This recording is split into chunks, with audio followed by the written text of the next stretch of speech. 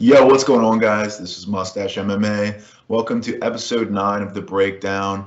UFC London, Aspinall versus Volkov. Going to be a really fun one. A lot of good fights on this card. They stacked it up with English fighters, all from the UK, so should be really great. I'm excited to get into this one and break down all the fights and give my official predictions. Worthy to note that all my predictions are not based on odds. I just think overall, based on the fight, who is going to win. If you're looking for any odds-based, bets or parlays, I do have 2 videos that are coming out later in the week. Best bets, parlay plays. Generally, they come out on Thursday afternoon, Thursday night, and I go more into the sports books and the bets and pick my best selections. Let's get into it. And before I get into UFC London, we're going to break down last week's card and my performance via the breakdown picks. So did actually really good with breakdown picks. Went 12-2. So Asmat Mirzakhanov was a win. Guido Canetti was a win. Only losses coming from Cody Brundage over Dalcha Lamgambula and Damon Jackson over Christian Kirk. But again, wins everywhere else. Miranda Maverick, Javid Basharat, J.G. Aldrich, Matt Semmelsberger, Pereira, Dober, Roundtree, Yusuf Yudong, Ankalaev. Also having a couple dogs in there that won as well. So really good performance. As you can see, brings the March totals to 18 of 27, 66%. Definitely made up for last week, which wasn't too great. And then that brings the total 2022 results to 66 of 98 for 67%. So pretty solid showing for the year so far. But yeah, looking to probably hopefully break into that 70% eventually. That would be awesome. And then also my best bets, they went, I believe, 5 of 9 for plus 0.898 units. And then parlay plays went 1 of 6 for negative 1.006 units or something like that. So it was essentially a break-even day. I was like maybe minus $8, something like that. But one of the parlays was about 16 seconds from most likely hitting. One of the plays was involved with an over 1.5. Didn't hit. So if that hit, we would have been definitely positive on the card. But unfortunately, it does not. But nevertheless, a break-even day for the betting side. I will go into the into those results a little bit more into the other videos. But just wanted to lay that out here. Although sometimes my breakdown results are good and the betting results are, not as good. Sometimes it's also flip-flopped. So not necessarily a correlation between the two, but nevertheless, all right, let's go ahead and get into UFC Fight Night, Volkov versus Aspinall in London, the first card outside of the US and Abu Dhabi since the pandemic. So awesome for the fans to be out here in London, man. So yeah, let's get into it. First fight on the card, Mokaev versus Cody Durden. Mohamed Mokaev, a very high prospect here. As you can see, only 5-0, so not much professional experience. However, he had 22 amateur fights and he went 22-0. So, really impressive there. What I see from Mokaev, really good movement, good pressure. Like I said, an extensive amateur career, so don't think too much into that 5-0 and thinking that it's essentially nothing. He's really good wrestling. Takedowns are pretty solid. When he does get you down, he's really good top control. He's able to control you pretty easily. Decent grappling. It's not anything incredible. I think he is more prestigious in the wrestling. And then pretty decent stand-up. He has a wide variety of attacks, a lot of kicks that he uses as well, spinning stuff as well. But, not a whole lot of tape on him, to be honest. But from what I've seen in the tape, he looks pretty good. Going up against Cody Durden here. Cody Durden also a really good wrestler. He tends to go towards his wrestling a lot. That's that is his main point of focus in MMA. Good pace, good pressure he puts on. Striking's okay. It's not super technical, a lot of looping shots, but he does have like a little bit of power behind him. Decent top control when he does get, people down, but it does seem like, for the most part, his opponents do tend to be able to get up pretty often. He's tough though. He's got a good chin on him. He gets clipped a lot, and he's able to recover and come back into the fights and survive. Cardio's pretty good, but he also does slow down in the third. So, if a high pace, high pressure is being put on, we can see him really start to, breathe pretty heavily and not be there. Official picks here. I'm going to pick Mokaev. I just think, he's 5-0, but that extensive amateur career, he's never been beaten in neither careers. He's young. I feel like they're setting him up on a path here. He's going up against another wrestler. I still think he's going to have the wrestling advantage. I think he'll have the striking advantage, even maybe the grappling advantage. I think he's well-rounded here, or pretty well-rounded enough here to, beat out Cody Durden in every spot. So give me Mokaev here as the first official prediction. Moving up the card, we got Nathaniel Wood versus Vince Morales. So we'll start with Nathaniel Wood. High volume, really good pace, throws a ton of leg kicks at his opponents. Decent power. It's nothing crazy. It's nothing like knockout power, but he can hurt you, stun you, and then go in for the finish potentially. Most of his UFC fights have come via submission. I don't think he has any knockouts in his UFC career. A couple on his other promotions, but none in the UFC. Good technical striking. That is the key, though, that he does have. Really good combos that he puts together. Really great cardio. He can put on a really good pace and just kind of roll through each 3 rounds and keep that pace up pretty good. He's got really good grappling. I referenced it before. He had a couple. Most of his wins in the UFC are by submission. I believe his first 3 in the UFC came from subs.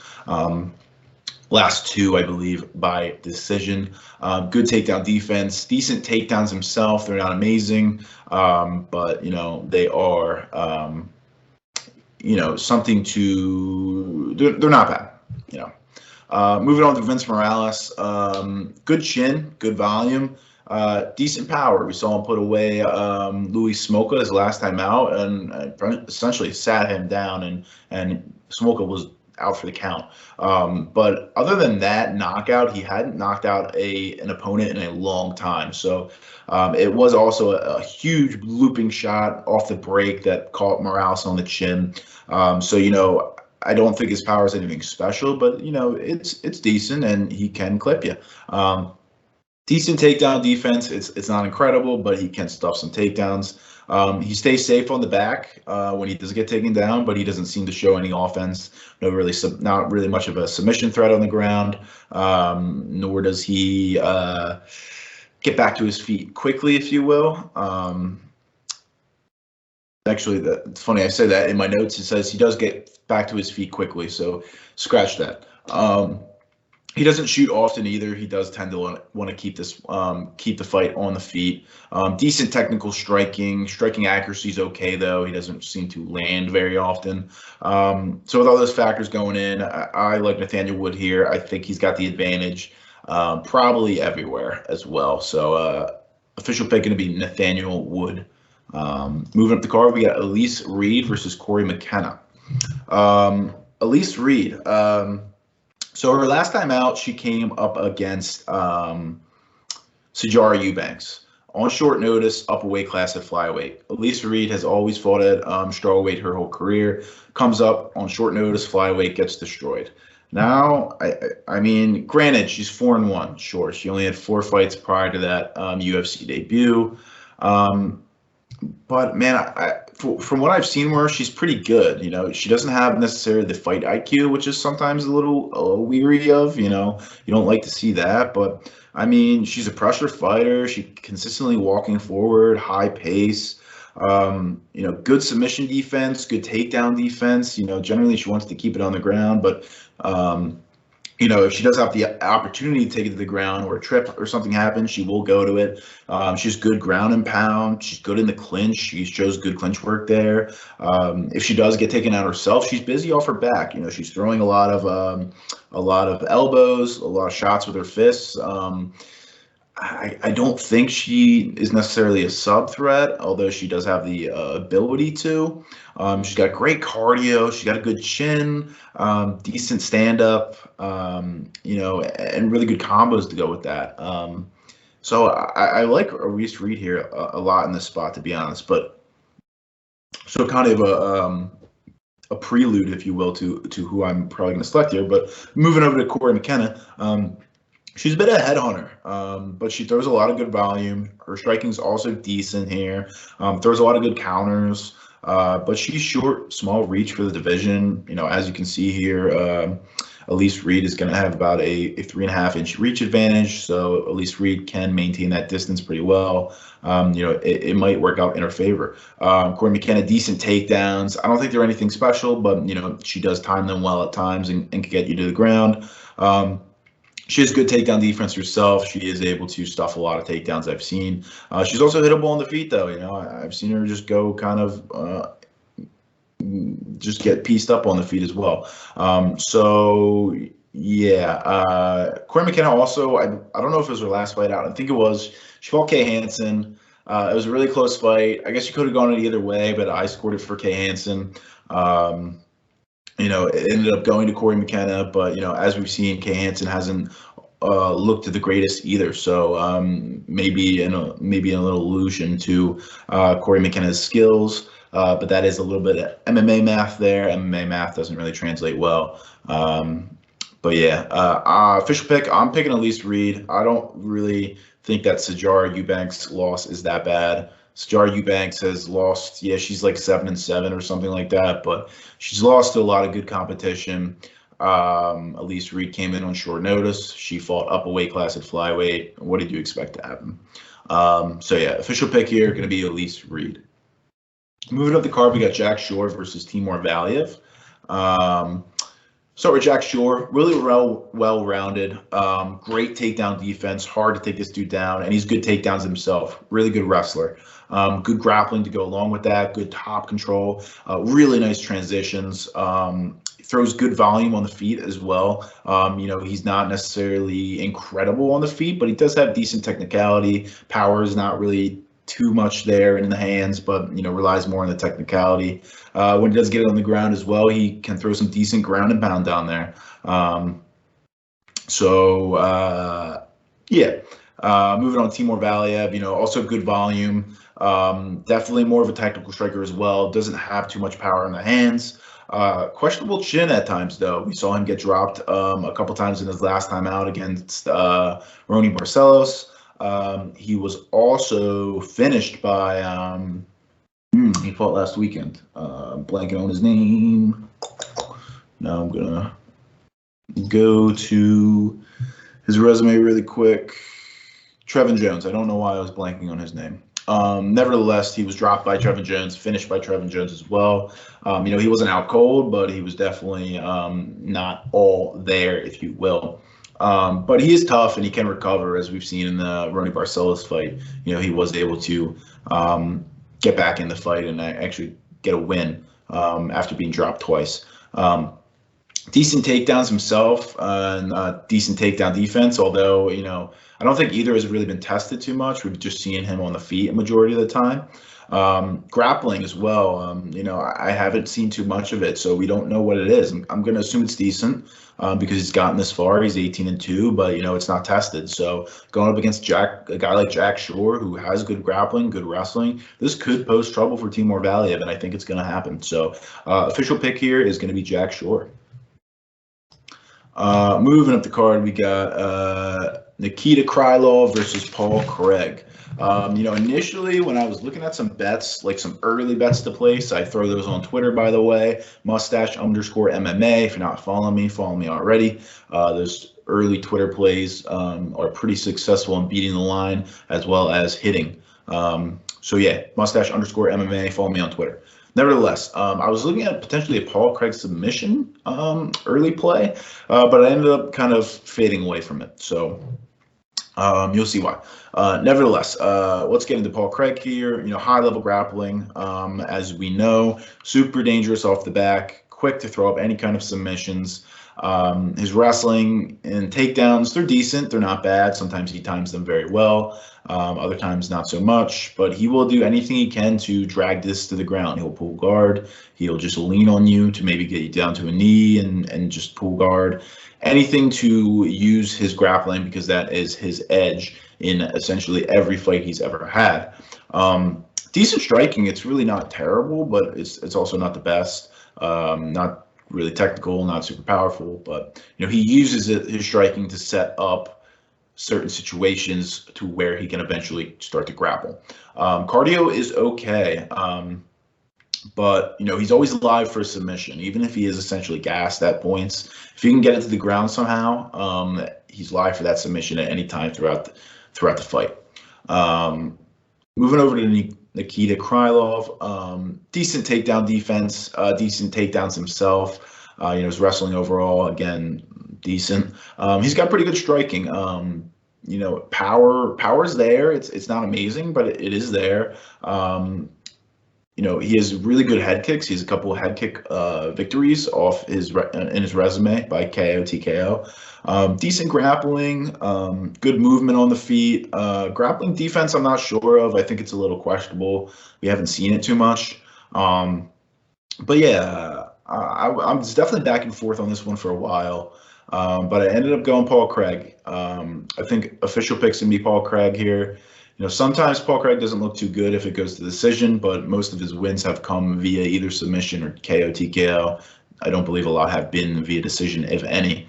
I just think he's going to probably have Nikita Krylov. He's been subbed a couple times in his career, and this is the probably most prestigious grappler he'll ever face. Obviously, he wants to keep it on the feet. He'll have the edge on the feet, but I think Paul Craig will eventually try to he's definitely going to try to get into the ground, but I think he'll be successful in that. I think we'll throw him up. He'll throw up a lot of submissions. I think a lot will probably get close to being finishing if he doesn't get the finish. Although I do like a Paul Craig submission, I didn't bet it, so weary if you will. But yeah, official pick here is going to be Paul Craig. Moving up the card, we got Shamil Abdurakhimov versus Sergei Pavlovich. Okay.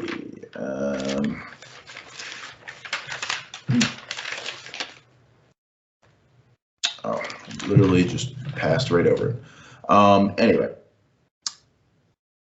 we'll start with Shamil. So definitely very older. He's hitting 40 right now. Excuse me. We saw him his last time out get pretty starched by Chris Daukaus, but actually, having a pretty good 3-4 minute round in the first round before getting clipped by Daukaus and then just kind of not being there for the rest of the fight. So it's noteworthy that he was doing well against Daukaus, but Daukaus eventually clipped him. Anyway, decent speed and power in his hands. He doesn't throw too much volume. Closes the distance really well, actually, though. Decent wrestling, decent striking defense. Struggles with the speed, especially in that last fight against Daukaus. He did really struggle with that speed. Good takedown defense, decent cardio. That's about it. I don't hold too much, on this 40-year-old here. I believe before he fought Daukaus, the last time he had like a 2-year layoff or something like that. Getting up there in age, I think they're looking to probably give this dude the boot if they can. Moving over to the Sergei Pavlovich. He's got power in his hands, man. He's not too technical with the striking, kind of some big looping shots, but man, he's got some power and he's got speed in those hands as well. And I think that's something that Abdurakhimov is really going to struggle with. Takedown defense, it seems good, but it's not tested. So I think that could be a path to victory for I gotta stop saying his last name. I think that could be a path to victory for Shamil, because Pavlovich, it's not a tested takedown defense, and his ground game isn't that good. He just seems to kind of just be stuck on his back and just kind of eat ground and pound and just kind of hold and stall until he can maybe get back up or the round ends. Sergei Pavlovich, high volume. He throws a lot of volume opposed to Shamil. So Shamil does sometimes not do well with that pressure and that pace. And then also Pavlovich, he's coming off a really long layoff himself here. I believe it's over 2 years since he's fought his last fight. So it'll be interesting to see, how he comes out and how he looks. But he is the younger guy here. He's the faster guy. He's got the better striking. He's got the power. The only thing is that takedown defense. It's not tested. Ground game isn't good. He could have improved. He's had 2 years to improve upon it, but who knows? Path to victory for Shamil, of course, is getting those takedowns and gaining control time. But if Pavlovich just keeps it on the feet, he's probably going to win. So official prediction, I'm going to go with Sergei Pavlovich still, even though that takedown is the path to victory for Shamil. I think he will be able to keep it on the feet. I think he's going to piece up Shamil. I think he's going to be aggressive in the first and probably get him out of there. So yeah, official prediction, Sergei Pavlovich. Moving up the card, we got Mike Grundy versus Makwan Amirkhani. Starting off with Mike Grundy, man. Super high-level wrestling, super tough guy, great chin, but he's super hittable on the feet, so he does take those shots. He eats a lot of shots, but, he can take them. He's not going to go down. Top control is okay. So, although he has that high level wrestling, it doesn't seem like he can really tend to hold his opponents down too often. Decent grappling. He does have some submission skills, but they're not anything crazy. Great cardio though. He can put on a great pace for all 3 rounds, and it's not going to phase him. Striking's not great either, but it's not absolutely terrible.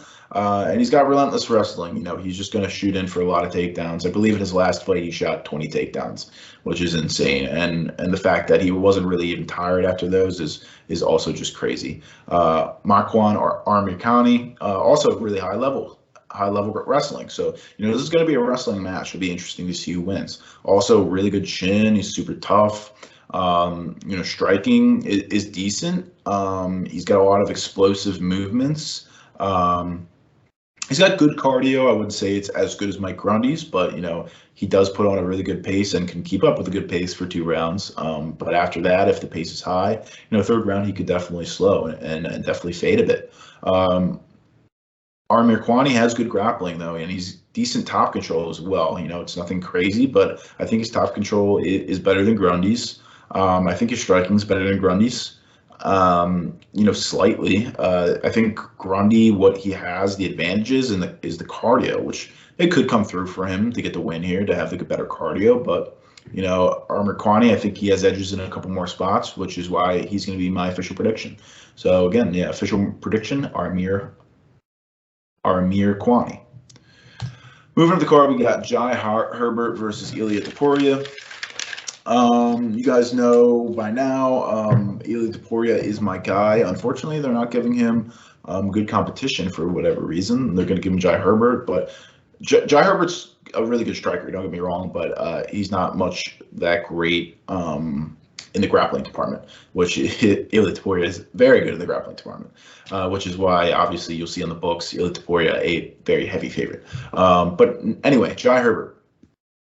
Really long guy. He's got a long reach here, as you can see. 77-inch reach. Jeez. That's an 8-inch reach advantage here, which is huge. Like I said earlier, Jai Herbert, really good striking, super technical, decent power. Power's nothing crazy, but his technicality is more of his standout in the striking realm. Honestly, he has poor takedown defense. We've seen him just get taken down over and over again in fights before. I did say earlier, his grappling defense wasn't that good, or his grappling wasn't good. It is true. His grappling, he's never really going to use his offensive grappling. It actually is decent. I've seen him take somebody's back before and try to get a rear naked choke, but his grappling defense is actually pretty solid, to be honest. we've seen him fend off a couple guys and submissions for a while, and I believe they were high-level grapplers from what I remember. Let's look at the resume.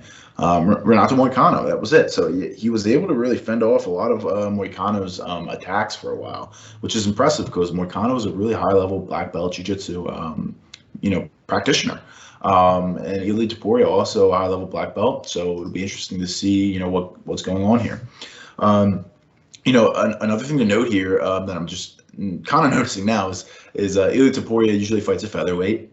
This is a lightweight fight, so Ilia Topuria is going to have less to cut. I don't know if this is the plan to move him up to lightweight or what, but he's been in featherweight ever since he started in the UFC. Ilia Topuria, a little confusing.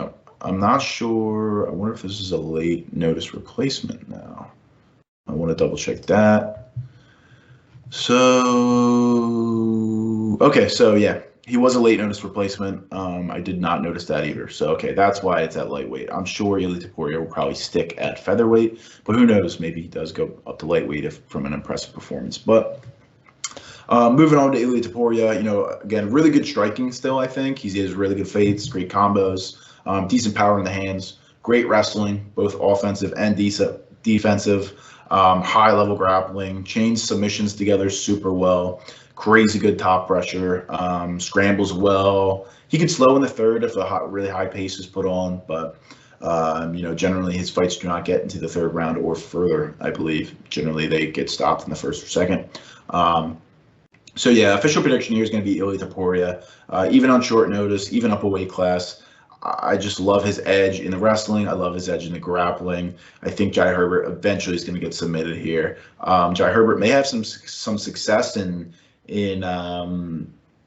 fending off those submissions at first, but I think once Jai Herbert starts to get tired, Ilia Topuria wears on him with the wrestling, it's soon going to be over.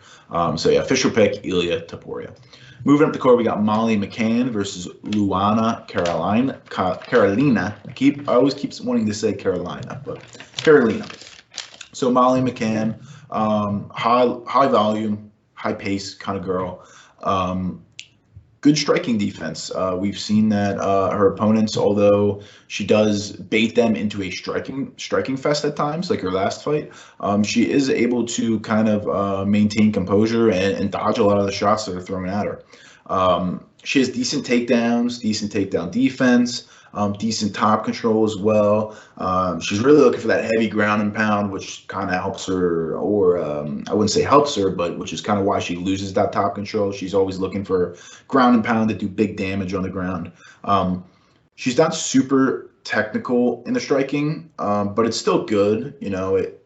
We do see her kind of maybe get a little wild at times, but it's nothing like it's bad. It's still somewhat technical, but we do see when she does get into those firefights, it does seem a bit wild. She's really good cardio, even great cardio, you could say. She puts on a crazy pace and she keeps up with it for all 3 rounds. She struggles in her career with excellent wrestlers, which we've seen. A lot of her losses have come from wrestlers or other fighters that have put on a wrestling heavy game plan, and they really helped her lose. Luana Carolina, on the other hand, she's not a wrestler, so this could be a big advantage for Molly McCann, which I think it will be. But anyway, Carolina, good volume, works the body really well, good takedown defense. But she doesn't even shoot takedowns. Again, I don't think she's shot a single takedown in her UFC career, let alone maybe her MMA career. She struggles off her back really badly. She has not really good get-up game. She doesn't have a submission game at all. Grappling's not really there. She does have good cardio. She can keep up with a good pace, but I think Molly McCann here has better cardio, to be honest. I think Molly McCann, if she takes her down, it could be a problem. And even on the feet, I think Molly McCann, with her pressure, her pace, I just think Carolina is not the better fighter here. So, excuse me. Official pick going to be Molly McCann here. Moving up the card, we got Gunnar Nelson versus Takashi Sato. So Gunnar Nelson, super high-level grappler. 17 victories, as you can see. I believe like 13, something like that, or by submission. So You don't get that many. You don't get that kind of a ratio if you're not a good grappler. He also has pretty good wrestling and takedowns to go along with that. Striking isn't good at all. That's his downfall. But we've seen him in the top 15 before. Obviously, he's had a really long layoff. I'll go over that in a bit. But we've seen him in the top 15 before, and he's taken on really high level fighters such as Leon Edwards and I didn't want to click on the link because I should remember his name because he's really good. Gilbert Burns. Hi, I got it before it came up. Anyway, so yeah, he's fought really high level contenders that are really good right now. Anyway, striking's not good. I went on a tangent there. He does have like their karate style stance, so he is kind of hard to hit a little bit because he is moving like that. He's really good top control if he does get you to the ground. Decent ground and pound. He doesn't throw it often. He's really more looking for submissions when he does get on you on the ground. He doesn't throw a whole lot of ground and pound. Good chin. He's tough. I don't believe he's been put away. He may have been put away once in his career. Yeah, it was to Santiago Ponzinibbio. But prior to that, or since then, he's never been knocked out. And like I said, he's fought those big names, Gilbert Burns, Leon Edwards. He has a long layoff. Again, another guy with a long layoff here on this card, over about 2 years that he hasn't fought. So I don't know what happened there. They tried to book him a fight a little bit earlier, I think in 2021, but fizzled out a bit. But he's had a long layoff, so it'll be interesting to see what he comes about with and how he reacts. He's going up against Takashi Sato. So Takashi Sato, decent striking, decent technicality, decent power. I don't think the power is all that good. He has 2 knockout victories in the UFC, or call them TKOs. But they've come against like the most chinny opponents you could ever think of. Can't think of their names. If you want, go ahead, look on their Tapology. I'm not going to go through it here. But I know for a fact, I remember seeing their names. They're extremely chinny opponents. They get knocked out all the time. Anyway, Takashi Sato, he has pretty good takedown defense, but really bad on the ground, really bad off his back. He has 2 submission losses, I believe, in the UFC, and those submission victories for their opponents were the first in their career.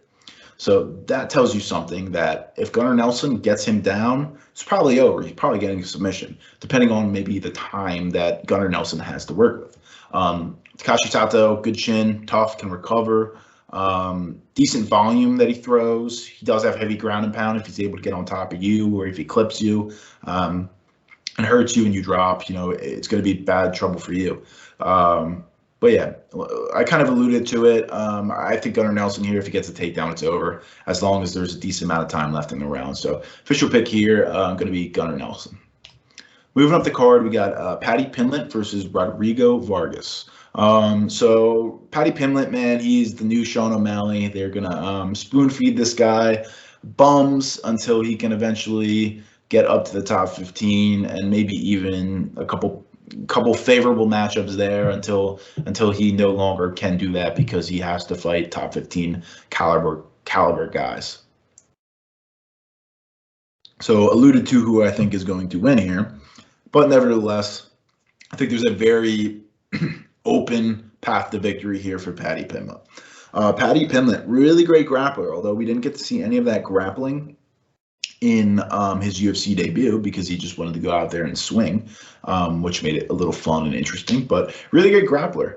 We've seen in his tape in Cage Warriors that he has a lot of submission victories. He's really quick with his transitions. He's really quick to get to the back. Definitely a big sub threat. Really good top control as well. He puts in a body triangle pretty good, and that is tight to get off and get out of that. Super heavy ground and pound too. He's been working on that grounding pound.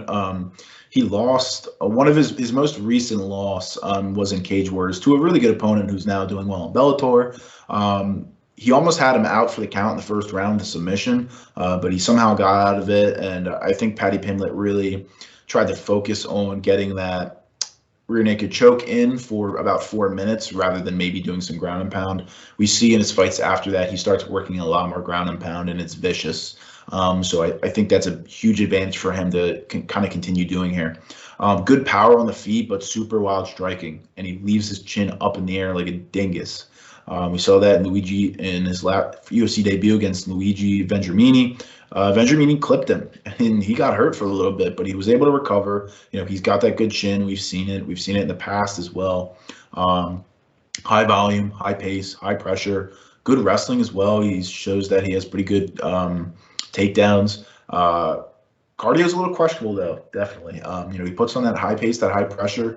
If they're able to survive the first round, what does he look like in the second? What does he look like in the third? You know, I've seen a couple fights.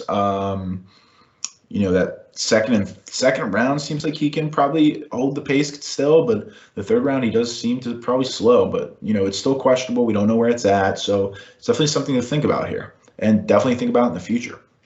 Rodrigo Vargas. Moving on to him, he throws pretty good volume, decent striking, power, technicality, really poor takedown defense, and he's not good on the ground at all. Really poor grappling, poor grappling defense, poor wrestling. Good chin, though. He's pretty durable on the feet. So, yeah, obviously a huge path to victory here for Paddy Pimblett. He gets the takedown. Again, it's probably similar to the Gunnar Nelson fight, like I just said before. You know, Paddy Pimblett here can get this one to the ground with enough time. I think he probably either gets the submission or the ground and pound that win. So, yeah, official pick here going to be Paddy Pimblett. Really? Moving to the card, we got Arnold Allen versus Dan Hooker. Arnold Allen, really good movement on the feet. He's really good striking defense. I think because of that movement, it's difficult to figure out where he's at. He's got decent power. I don't think it's anything special. He's dropped a couple guys in his fights, but it's not knockout power. And he doesn't seem to be able to have the ability to finally finish his opponents. But he's really good technical striking. Good wrestling to go on top of that. You know, takedowns, takedown defense. They're pretty solid, pretty good. Volume really isn't there, though. Low, medium volume, if you will. Cardio isn't the best either. You know, when a pace is put on and he's pressured, we saw in his last fight against Suquid Yusuf. Suquid Yusuf pressured him for all 3 rounds. Arnold Allen looked good for 2 rounds. And then he definitely showed like he slowed significantly in the third, and Suquid Yusuf easily won that 3rd round. Now, I don't know if it was because Arnold Allen knew he won the first 2 rounds, so he was doing damage control, but nevertheless, he definitely looked like he was tired. He definitely slowed down. Grappling's okay. Top control's okay. I don't think it's anything special, to be honest. Yeah, moving on to Dan Hooker, you know, obviously he's been in lightweight for a long time. He did fight in featherweight previously, but last fight was 2016. Coming back down to featherweight here, taking on a pretty tough test in Arnold Allen. But Dan Hooker, really good technical striking, good power to go along with it. His first 8 UFC victories were all by finish. And now his most recent 3 UFC victories have been by decision. So, you know, a trend there, maybe. But, you know, all featherweight wins by finish. So we'll see what happens here. Arnold also a pretty tough guy, obviously only losing once, as you can see here. And also having a pretty good chin. We haven't really seen him get clipped before. He's got that good striking defense. Again, I'm going a little bit on a tangent here, but back to Hooker. Hooker is great cardio. He could put on a really high pace, good pressure for all 3 rounds. He's fought 5 rounds before. He fought 5 rounds with Dustin Poirier. That was an amazing fight. Almost beat Dustin Poirier. Came down to that 5th round, but couldn't get it done. Came really close, though. Decent takedowns. I don't think they're anything special, but he does mix in his wrestling very well with his striking. It's hard to kind of decipher what he's doing. Takedown defense is also pretty good, pretty decent. Great knees up the middle. We see this a lot from Dan Hooker. He has those really dangerous knees. He's good grappling as well. Nice top control as well. If he can get you to the ground, he can hold you down there for a while and threaten with some ground and pound and potentially some submissions as well. I think Dan Hooker here is He's coming down to featherweight. We haven't seen him in featherweight for a while, but he has a pretty significant reach advantage here, 7.5 inches here. I think this is the striking match. I like Dan Hooker's chances here. I think he's getting a little disrespected by the books, to be honest. I'm probably going to play Dan Hooker here. I may play a couple props with him as well, but I may just throw some on the money line because he's a plus 100 right now. I mean, I know he was plus like 150 to start, maybe a little bit smaller, but he was an underdog. And we see a good amount of money coming on Dan Hooker. Went to a pick'em and then a little bit more money back on Arnold Allen. But I really like Dan Hooker here. Arnold Allen hasn't impressed me too much, to be honest. I don't think highly of Sequid Yusuf, to be honest. And Arnold barely kind of beat him in my mind. So yeah, official pick here is going to be Dan Hooker. And moving on, we got the main event, Alexander Volkov versus my boy, Tom Aspinall. And Alexander Volkov, super long fighter, as we know, super tall, super long, great technical striking, great cardio. He's gone 5 rounds multiple times. Good volume he throws out there. He's got good power as well. Super patient fighter. He really looks for his strikes, doesn't force anything. Takedown defense is good. Only one we really saw him struggle against was obviously Curtis Blades. He's not great on his back, though, so if he does get taken down, he's going to be down there for some time. He's going to lose the round just due to ground control, but he does stay safe, though. He does show that, he can limit the ground and pound damage that he takes, and he can limit submissions that may happen to him. Essentially, yeah, he has little to no grappling on the ground as well, or offensive grappling, if you will. Interesting note against Cyril Gane, he threw a ton of leg kicks early to try and slow Cyril Gane down. I see that happening here again against Tom Aspinall because he is a similar fighter to Cyril Gane with that movement. Moving on to Aspinall, great movement, fast hands with power, great technical striking, high volume, great combos. Decent wrestling, and with his takedowns, I think we haven't seen much of the wrestling or the grappling game, but his grappling is really good. Is good too. That's actually his first discipline. I believe he is a Brazilian Jiu-Jitsu black belt. We saw his wrestling a little bit in the UFC against Andrei Arlovski. Came out in the second round, kind of did a bull rush takedown, and actually got the near rear naked choke pretty quick and got a quick tap. Pressure fighter, gets in your feints. Gets in your face pretty easily. He throws a lot of feints out there to try to get you to bite. Good striking defense as well. He's hard to hit because of that movement. We saw Alexander Volkov fight Cyril Gane, and Cyril Gane just outpointed him every round. It was close. Each round was close, but Cyril Gane definitely outpointed him each round and won. And I like something similar to happen here with Aspinall. Aspinall is very similar to Gane with the movement, with the technicality of the striking and the fast hands. And he's also more well-rounded than Volkov here. If he wants, he could take it to the ground. He could use his wrestling, could use his grappling, and Volkov could be in trouble. Aspinall may even be able to get a finish here, but I think I'm not sold on exactly what's going to happen here, but I definitely favor Aspinall to win. So yeah, official pick here is going to be Tom Aspinall. I actually put in a bet probably like 2-3 weeks ago when Aspinall was at plus money. Got him at plus 102. If I bet it an hour or two earlier, I would have got him at plus 126. But anyway, still got him at plus money. He's a pick'em now. I still love Aspinall as a pick'em. So if you have that opportunity to do it, I would definitely lock that in. I'm very high on Aspinall. I'm very high in Aspinall in this spot. So yeah, that is it for UFC London. So thanks a lot, guys. If you like this video, please hit the subscribe button. Please hit the like button. If you're listening on Steady Picks Radio, give us 5 stars. That'd be much appreciative. Yeah, I have 2 more videos coming out later this week, best bets and parlay plays. So look out for those. And then shout out to steadypicks.com. You can find my best bets on their website, steadypicks.com. They also have a bunch of other bets for all other sports from the Steady Picks system, which is kind of a proven traceable system that uses a lot of algorithms. I'm not a math guy, so they know more than me. They also have contributor picks from Tom, Ricky, Donnie, they had all excel in all different kinds of sports. So March Madness coming up, definitely check out their website. They're going to have a lot of March Madness stuff going on. And, if you're not listening on Steady Picks Radio, you're listening on YouTube, check out Steady Picks Radio. They have a couple different great shows to watch, a lot of great content. So yeah, shout out to steadypicks.com.